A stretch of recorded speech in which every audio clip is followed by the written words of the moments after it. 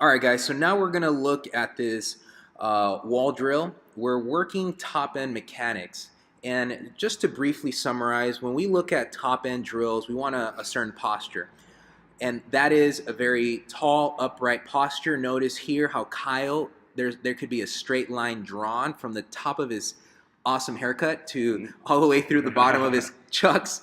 So straight line, top to bottom, and that is going to uh, really start addressing top end mechanics. Now, if we were in acceleration, maybe he's more of a hinge or a lean. Okay, so in either case, we want to have we need to understand what we're working, what we're trying to address. And this one, you want to be nice and tall. Make sure your athletes are not bending or sticking their butt back when working on this drill. Kyle, what else are we looking at? So we just went over the posture. We're not going to go into the leg cycle.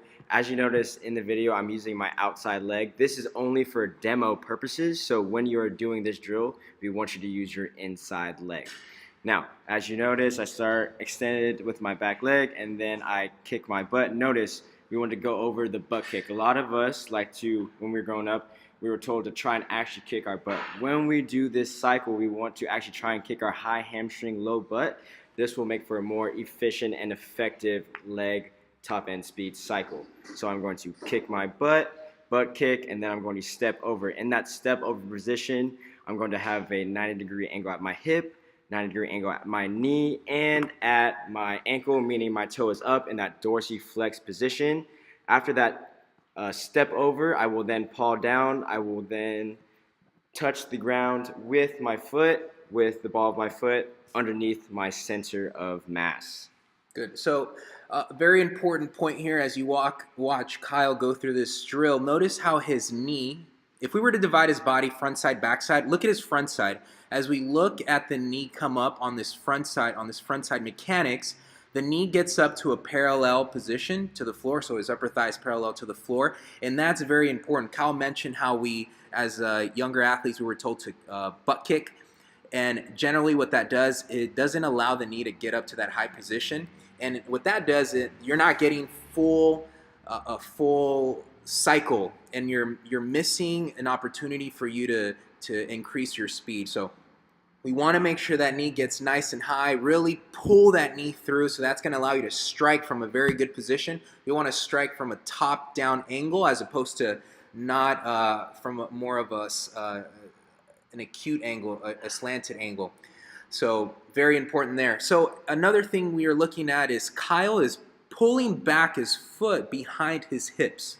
Okay, so from the top, he'll land underneath his hips, but then he'll pull behind his hips. And why is that important? That's happening because when we're running, in our running gait, we're in the support phase. So this is replicating the point at which his hips travel past that support phase, and that's going to allow his other leg to reposition itself.